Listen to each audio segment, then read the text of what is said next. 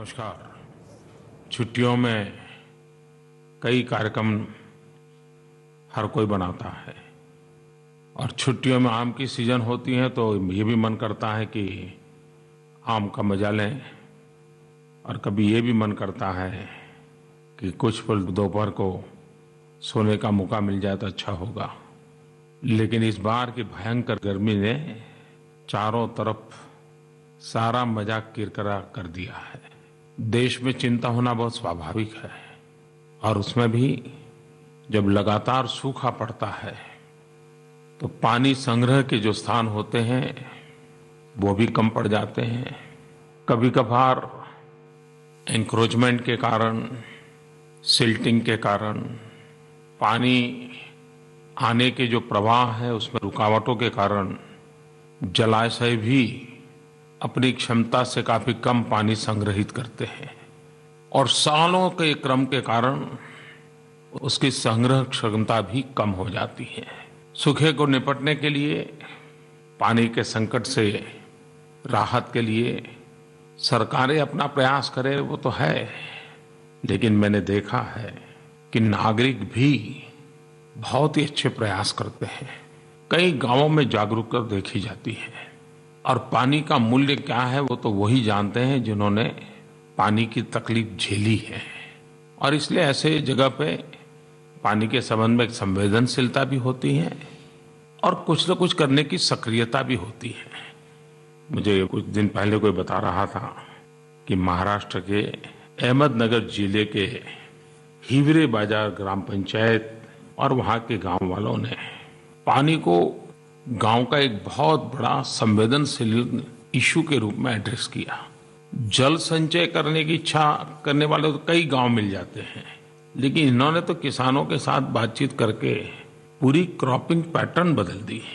ऐसी फसल जो सबसे ज्यादा पानी उपयोग करती थी, चाहे गन्ना हो, केला हो, ऐसी फसलों को छोड़ने का निर्णय कर दिया। सुनने में बात बहुत सरल लगती है, लेकिन इतनी सरल नहीं है। सबने मिलकर के कितना बड़ा संकल्प किया होगा। किसी कारखाना वाला पानी का उपयोग करता हो, कहोगे तुम कारखाना बंद करो क्योंकि पानी ज्यादा लेते हो, तो क्या परिणाम आएगा आप जानते हैं। लेकिन ये मेरे किसान भाई देखिए, उनको लगा कि भाई गन्ना बहुत पानी लेता है तो गन्ना छोड़ो, उन्होंने छोड़ दिया और पूरा उन्होंने फ्रूट और वेजिटेबल जिसमें कम से कम पानी की जरूरत पड़ती है ऐसी फसलों पर चले गए। उन्होंने स्प्रिंकलर, ड्रिप इरिगेशन, टपक सिंचाई, वाटर हार्वेस्टिंग, वाटर रिचार्जिंग, इतने सारे इनिशिएटिव लिए कि आज गांव पानी के संकट के सामने जूझने के लिए अपनी ताकत पर खड़ा हो गया। ठीक, मैं एक छोटे से गांव हिवरे बाजार की चर्चा भले करता हूं, लेकिन ऐसे कई गांव होंगे।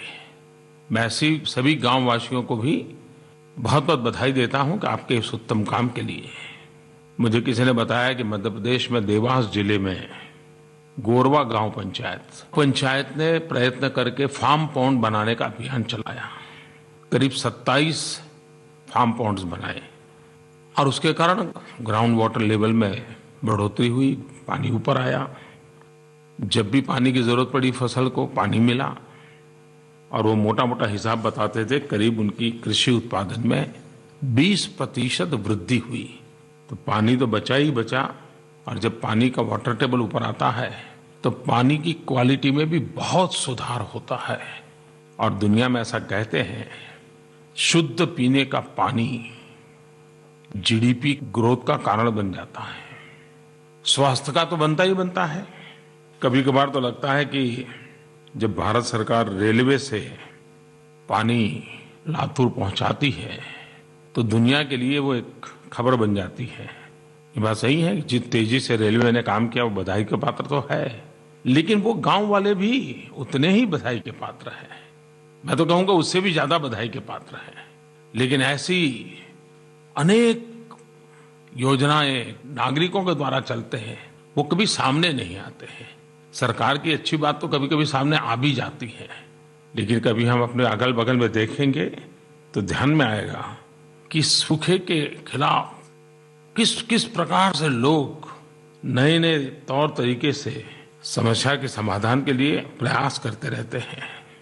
मनुष्य का स्वभाव है, कितने ही संकट से गुजरता हो, लेकिन कहीं से कोई अच्छी खबर आ जाए तो जैसे पूरा संकट दूर हो गया ऐसा फील होता है। जब से ये जानकारी सार्वजनिक हुई कि इस बार वर्षा 106% से 110% तक होने की संभावना है, जैसे मानो एक बहुत बड़ा शांति का संदेश आ गया हो। अभी तो वर्षा आने में समय है, लेकिन अच्छी वर्षा की खबर भी एक नई चेतना ले आई। लेकिन मेरे प्यारे देशवासियों, अच्छी वर्षा होगी ये समाचार जितना आनंद देता है, उतना ही हम सबके लिए एक अवसर भी देता है, चुनौती भी देता है। क्या हम गांव-गांव पानी बचाने के लिए एक अभी से अभियान चला सकते हैं? किसानों को मिट्टी की जरूरत पड़ती है, खेत में वो फसल के नाते काम आती है। क्यों ना हम इस बार गांव के तालाबों से मिट्टी उठा उठा करके खेतों में ले जाएं, तो खेत की जमीन भी ठीक होगी, तो उसकी जल संचय की ताकत भी बढ़ जाएगी। कभी सीमेंट के बोरे में, कभी फर्टिलाइजर के खाली बोरे में पत्थर और मिट्टी भर के जहां से पानी जाने के रास्ते हैं, उस पानी को रोका जा सकता है क्या? 5 दिन पानी रुकेगा, 7 दिन पानी रुकेगा तो पानी जमीन में जाएगा, तो जमीन में पानी के लेवल ऊपर आएंगे, हमारे कुओं में पानी आएगा। जितना पानी हो सकता है रोकना चाहिए। वर्षा का पानी, गांव का पानी गांव में रहेगा। ये अगर हम संकल्प करके कुछ न कुछ करें, और ये सामूहिक प्रयत्नों से संभव है, तो आज भले पानी का संकट है, सूखे की स्थिति है, लेकिन आने वाला महीना 1.5 महीने का हमारे पास समय है। और मैं तो हमेशा कहता हूं, कभी हम पोरबंदर महात्मा गांधी के जन्म स्थान पर जाएं, तो जो वहां अलग अलग स्थान हम देखते हैं, तो उसमें एक जगह वो भी देखने जैसी है कि वर्षा के पानी को बचाने के लिए घर के नीचे किस प्रकार के टैंक 200-200 साल पुराने बने हुए हैं, और वो पानी कितना शुद्ध रहता था। कोई श्रीमान कुमार कृष्णा, उन्होंने माय गॉव पर लिखा है और एक प्रकार से जिज्ञासा भी व्यक्त की है। वो कहते हैं कि हमारे रहते हुए कभी गंगा सफाई का अभियान संभव होगा क्या? उनकी चिंता बहुत स्वाभाविक है, क्योंकि करीब करीब 30 साल से काम चल रहा है। कई सरकारें आई, कई योजनाएं बनी, ढेर सारा खर्चा भी हुआ, और इसके कारण भाई कुमार कृष्णा जैसे देश के करोड़ों लोगों के मन में ये सवाल होना बहुत स्वाभाविक है। जो लोग धार्मिक आस्था में रहते हैं उनके लिए गंगा मोक्षदायिनी है, लेकिन मैं उस महात्मा को तो स्वीकार करूंगा ही, पर इससे ज्यादा मुझे लगता है कि गंगा ये जीवनदायिनी है। गंगा से हमें रोटी मिलती है, गंगा से हमें रोजी मिलती है, गंगा से हमें जीने की एक नई ताकत मिलती है। गंगा जैसे बहती है, देश की आर्थिक गतिविधि को भी एक नई गति देती है। एक भागीरथ ने गंगा तो हमें ला करके दे दी, लेकिन बचाने के लिए करोड़ों करोड़ों भागीरथों की जरूरत है। जन भागीदारी के बिना ये काम कभी सफल हो ही नहीं सकता है। और इसलिए हम सब ने सफाई के लिए, स्वच्छता के लिए एक चेंज एजेंट बनना पड़ेगा। बार बार बात को दोहराना पड़ेगा, कहना पड़ेगा। सरकार की तरफ से कई सारे प्रयास चल रहे हैं। गंगा तट पर जो जो राज्य हैं, उन राज्यों का भी भरपूर सहयोग लेने का प्रयास हो रहा है। सामाजिक स्वैच्छिक संगठनों को भी जोड़ने का प्रयास हो रहा है। सरफेस क्लीनिंग और इंडस्ट्रियल प्रदूषण पर रोकने के लिए काफी कदम उठाए हैं। हर दिन गंगा में बड़ी मात्रा में नालों के रास्ते से ठोस कचरा बहकर के अंदर आता है। ऐसे कचरे को साफ करने के लिए वाराणसी, इलाहाबाद, कानपुर, पटना ऐसे स्थानों पर ट्रैश स्कीमर पानी में तैरते तैरते कचरा साफ करने का काम करते हैं।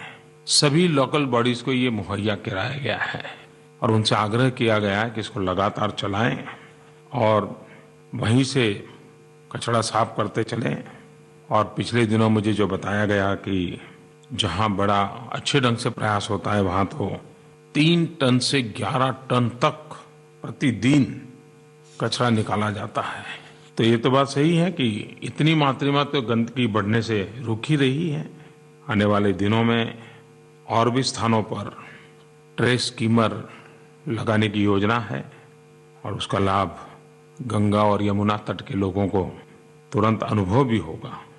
इंडस्ट्रियल प्रदूषण पर नियंत्रण के लिए पल्प एंड पेपर, डिस्टिलरी एवं शुगर इंडस्ट्री के साथ एक एक्शन प्लान बन गया है। कुछ मात्रा में लागू होना शुरू भी हुआ है। उसके भी अच्छे परिणाम निकलेंगे ऐसा अभी तो मुझे लग रहा है। मुझे इस बात की खुशी है कि मुझे ये बताया गया कि उत्तराखंड एवं उत्तर प्रदेश, वहाँ जो डिस्टिलरी का जो डिस्चार्ज होता था, तो पिछले दिनों कुछ अफसर मुझे बता रहे थे कि ये जीरो लिक्विड डिस्चार्ज की ओर उन्होंने सफलता पा ली है। पल्प एंड पेपर इंडस्ट्री या ब्लैक लिकर की निकासी लगभग पूरी तरह खत्म हो रही है। ये सारे इस बात के संकेत हैं कि हम सही दिशा में बढ़ रहे हैं और एक जागरूकता भी बढ़ी है। और मैंने देखा है कि सिर्फ गंगा के तट के नहीं, दूर सुदूर दक्षिण का भी कोई व्यक्ति मिलता है तो जरूर कहता है कि साहब गंगा सफाई तो होगी ना। तो यही एक जो जन सामान्य की आस्था है वो गंगा सफाई में जरूर सफलता दिलाएगी। गंगा स्वच्छता के लिए लोग डोनेशन भी दे रहे हैं। एक काफी अच्छे ढंग से इस व्यवस्था को चलाया जा रहा है। मेरे प्यारे देशवासियों, आज 24 अप्रैल है। भारत में इसे पंचायती राज दिवस के रूप में मनाया जाता है। आज ही के दिन पंचायती राज व्यवस्था का हमारे देश में आरंभ हुआ था। आज धीरे धीरे पूरे देश में पंचायती राज व्यवस्था हमारी लोकतांत्रिक राज व्यवस्था की एक महत्वपूर्ण इकाई के रूप में सफलतापूर्वक कार्य कर रहा है। 14 अप्रैल बाबा साहब आम्बेडकर की 125वीं जयंती हम मना रहे थे और आज 24 अप्रैल पंचायती राज दिवस मना रहे हैं। ऐसा सुभग संयोग था जिस महापुरुष ने हमें भारत का संविधान दिया, उस दिन से लेकर के 24 तारीख जो कि संविधान की सबसे बड़ी मजबूत कड़ी है वो हमारा गांव, दोनों को जोड़ने की प्रेरणा।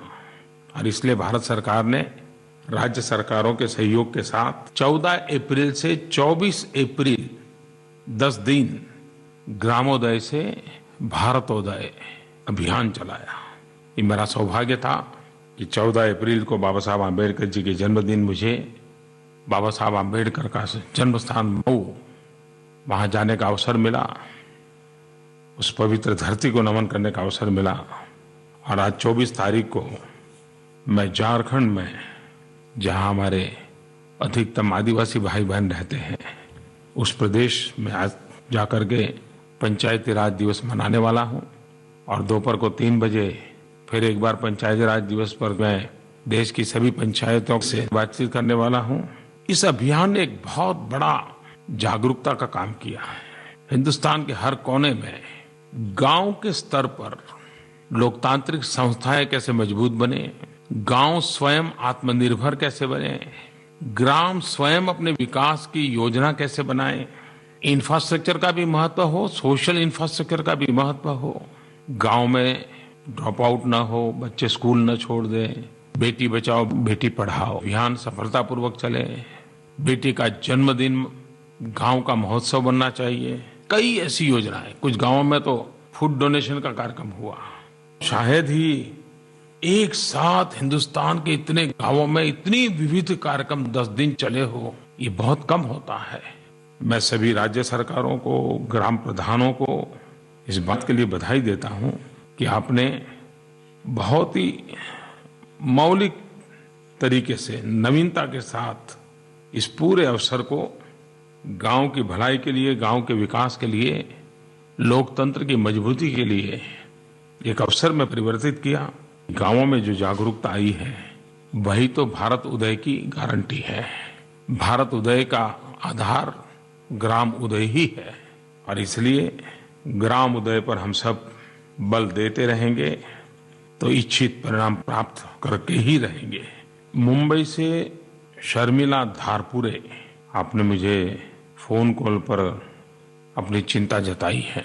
प्रधानमंत्री जी नमस्कार, मैं शर्मिला घारपुरे बोल रही हूँ मुंबई से। मेरा आपसे स्कूल और कॉलेज एजुकेशन के बारे में सवाल है, जिससे एजुकेशन सेक्टर में पिछले बहुत वर्षों से सुधार की जरूरत पाई गई है। पर्याप्त स्कूलों का या कॉलेजेस का न होना या फिर शिक्षा में एजुकेशन की क्वालिटी न होना, ऐसा पाया गया है कि बच्चे अपना एजुकेशन पूरा भी कर लेते हैं, उन्हें फिर भी अक्सर बेसिक चीजों के बारे में पता नहीं होता है। उससे हमारे बच्चे दुनिया की दौड़ में पीछे पड़ जाते हैं। इस बारे में आपके क्या विचार है और आप इस सेक्टर को किस तरह से इसमें सुधार लाना चाहते हैं, इसके बारे में कृपया हमें बताइए।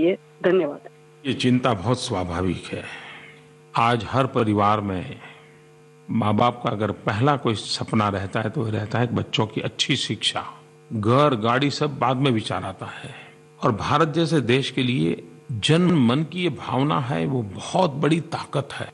बच्चों को पढ़ाना और अच्छा पढ़ाना, अच्छी शिक्षा मिले उसकी चिंता होना, ये और अधिक बढ़ना चाहिए और अधिक जागरूकता आनी चाहिए।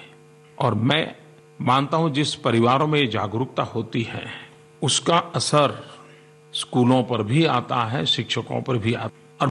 और बच्चा भी जागरूक होता जाता है कि मैं स्कूल में इस काम के लिए जा रहा हूं। और इसलिए मैं सभी अभिभावकों से, माँ बाप से सबसे पहले ये आग्रह करूंगा कि बच्चे के साथ स्कूल की हो रही गतिविधियों से विस्तार से समय देकर के बातें करें, और कुछ बात ध्यान में आए तो खुद स्कूल में जाकर के शिक्षकों से बात करें। ये जो विजिलेंस है, ये भी हमारी शिक्षा व्यवस्था में कई बुराइयों को कम कर सकता है। और जन भागीदारी से तो ये होना ही होना है। हमारे देश में सभी सरकारों ने शिक्षा पर बल दिया है और हर कोई सरकार ने अपने अपने तरीके से प्रयास भी किया है। और ये भी सच्चाई है कि काफी अरसे तक हम लोगों का ध्यान इसी बात पे रहा कि शिक्षा संस्थान खड़े हो, शिक्षा व्यवस्था का विस्तार हो, स्कूल बने, कॉलेजेस बने, टीचर्स की भर्ती हो, अधिकतम बच्चे स्कूल आए। तो एक प्रकार से शिक्षा को चारों तरफ फैलाने का प्रयास ये प्राथमिकता रही और जरूरी भी था। लेकिन अब जितना महत्व विस्तार का है, उससे भी ज्यादा महत्व हमारी शिक्षा में सुधार का है। विस्तार का एक बहुत बड़ा काम हम कर चुके हैं।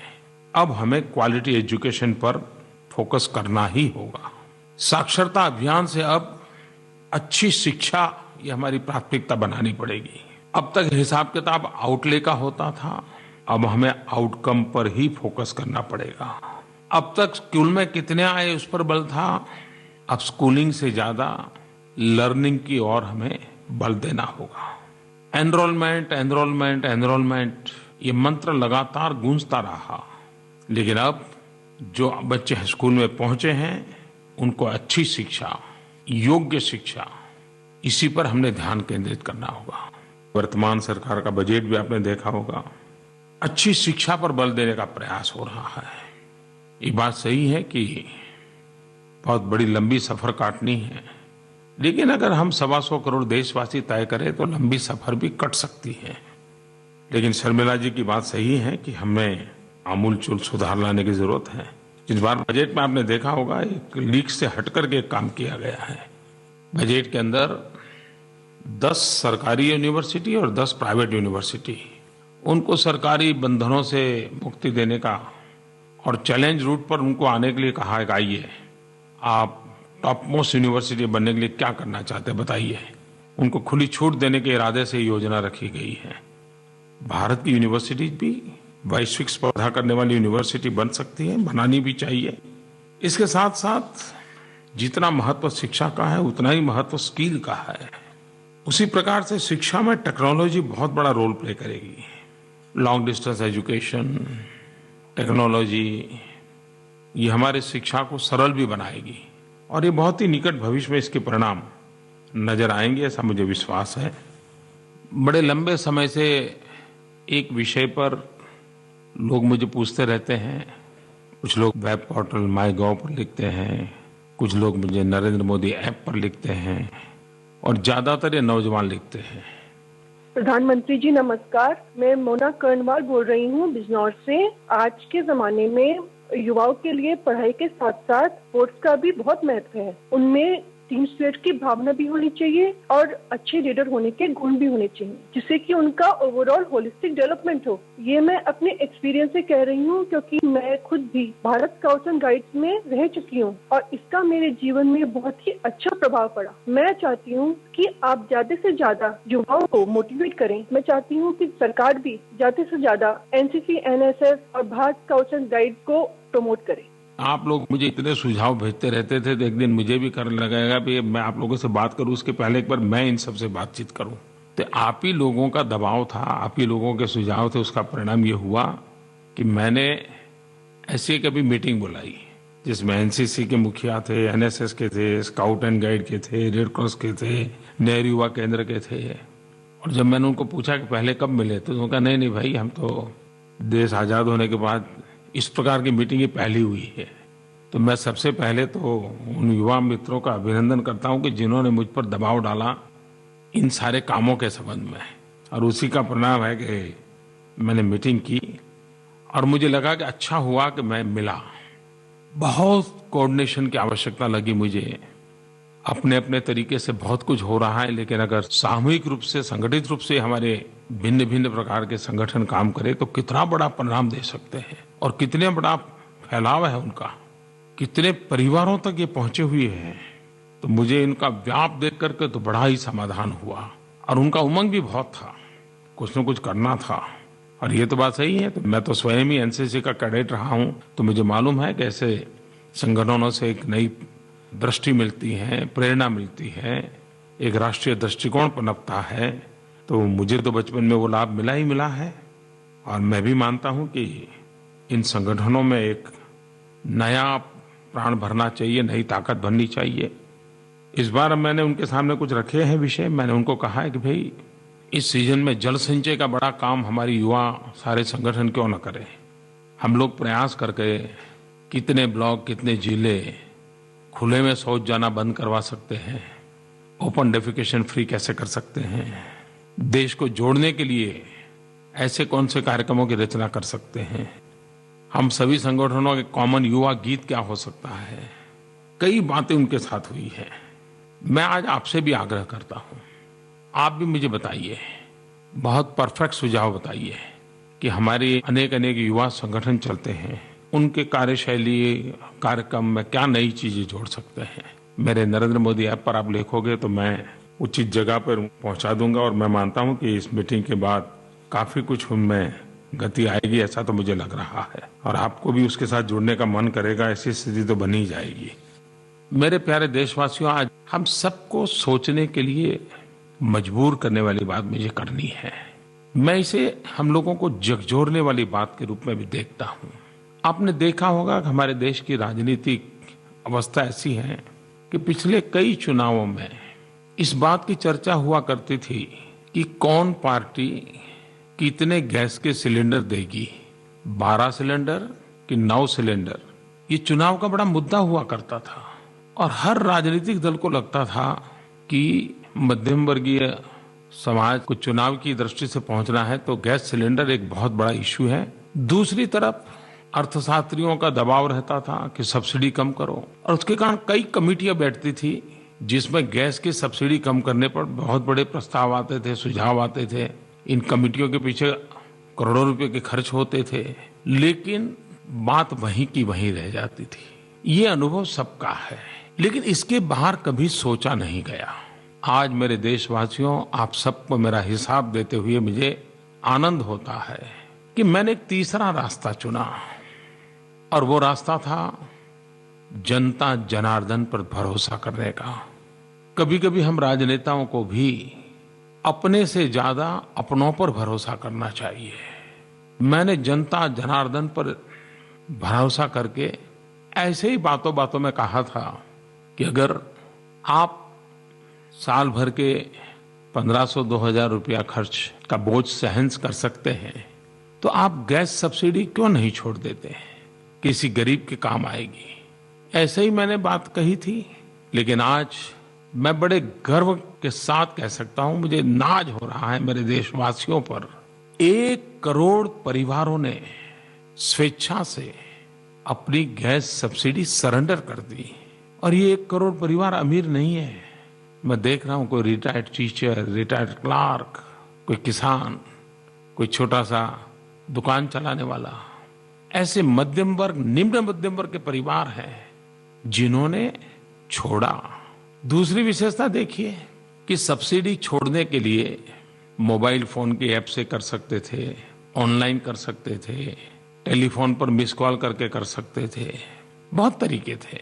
लेकिन हिसाब लगाया गया तो पता चला कि इन 1 करोड़ परिवारों में 80% से ज्यादा लोग वो थे कि जो स्वयं डिस्ट्रीब्यूटर के यहां खुद गए, कतार में खड़े रहे और लिखित में दे करके उन्होंने अपनी सब्सिडी सरेंडर कर दी। मेरे प्यारे देशवासियों, ये छोटी बात नहीं है। सरकार अगर कोई एक टैक्स में थोड़ी सी भी रियायत दे दे, छूट दे दे, तो हफ्ते भर टीवी और अखबारों में उस सरकार की वाहवाही सुनाई देती है।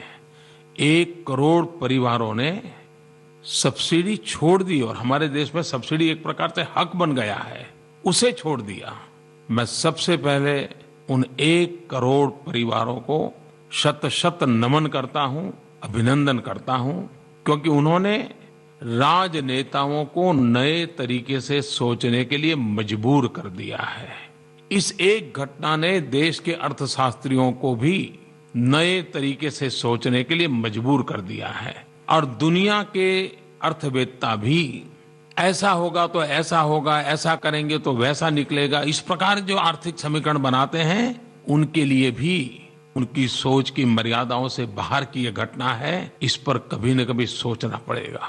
1 करोड़ परिवारों का सब्सिडी छोड़ना, बदले में करोड़ों गरीब परिवारों को गैस सिलेंडर मिलना, 1 करोड़ परिवारों का सब्सिडी छोड़ने से रुपयों का बचत होना, ये मेरे दृष्टि से बहुत सामान्य बातें हैं। और सामान्य बात यह है कि जनता पर भरोसा रख करके काम करें तो कितनी बड़ी सिद्धि मिलती है।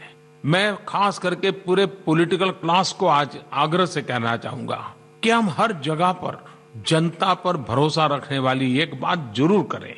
आपने कभी सोचा नहीं होगा वैसा परिणाम हमें मिलेगा और हमें इस दिशा में जाना चाहिए। और मुझे तो लगातार लगता है कि जैसे मेरे मन में आया कि ये वर्ग 3 और 4 के इंटरव्यू क्यों करे भाई? जो अपना एग्जाम देकर के मार्क्स भेज रहा है उस पर भरोसा करें। कभी तो मुझे ऐसा भी लगता है कि हम कभी घोषित करें कि आज रेलवे की वो जो रूट है उसमें कोई टिकट चेकर नहीं रहेगा। देखें तो देश की जनता पर हम भरोसा करें। बहुत सारे प्रयोग कर सकते हैं। एक बार देश की जनता पर हम भरोसा करें तो अप्रतिम परिणाम मिल सकते हैं। खैर, ये तो मेरे मन के विचार हैं, इसको कोई सरकार का नियम तो नहीं बना सकते, लेकिन माहौल तो बना सकते हैं। और ये माहौल कोई राजनेता नहीं बना रहा है, देश के 1 करोड़ परिवारों ने बना दिया है। रवि करके किसी सज्जन ने मुझे पत्र लिखा है, गुड न्यूज एवरी डे। वो लिख रहे हैं कि कृपया अपने अधिकारियों से कहिए कि हर दिन कोई एक अच्छी घटना के बारे में पोस्ट करें। प्रत्येक न्यूज़पेपर और न्यूज चैनल में हर ब्रेकिंग न्यूज बुरी न्यूज ही होती है। क्या 125 करोड़ आबादी वाले देश में हमारे आसपास कुछ भी अच्छा नहीं हो रहा है? कृपया इस हालत को बदलिए। रवि जी ने बड़ा गुस्सा व्यक्त किया है, लेकिन मैं मानता हूं कि शायद वो मुझ पर गुस्सा नहीं कर रहे हैं, हालात पे गुस्सा कर रहे हैं। आपको याद होगा भारत के भूतपूर्व राष्ट्रपति डॉक्टर एपीजे अब्दुल कलाम हमेशा ये बात कहते थे कि अखबार के पहले पन्ने पर सिर्फ पॉजिटिव खबरें छापिए। वे लगातार इस बात को कहते रहते थे। कुछ दिन पहले मुझे एक अखबार ने चिट्ठी भी लिखी थी। उन्होंने कहा था कि हमने तय किया है कि सोमवार को हम एक भी नेगेटिव खबर नहीं देंगे, पॉजिटिव खबर ही देंगे। इन दिनों मैंने देखा है कुछ टीवी चैनल पॉजिटिव खबरों का समय स्पेशली तय करके दे रही हैं। तो ये तो सही है कि इन दिनों अब माहौल बना है पॉजिटिव खबरों का और हर किसी को लग रहा है कि सही खबरें, अच्छी खबरें लोगों को मिलती रहे। एक बात सही है कि बड़े से बड़ा व्यक्ति भी उत्तम से उत्तम बात बताएं, अच्छे से अच्छे शब्दों में बताएं, बढ़िया से बढ़िया तरीके से बताएं, उसका जितना प्रभाव होता है उससे ज्यादा कोई अच्छी खबर का होता है। अच्छी खबर अच्छा करने की प्रेरणा का सबसे बड़ा कारण बनती है। तो ये तो सही है कि जितना हम अच्छाई को बल देंगे तो अपने आप में बुराइयों के लिए जगह कम रहेगी। अगर दिया जलाएंगे तो अंधेरा छटेगा ही छटेगा ही छटेगा ही।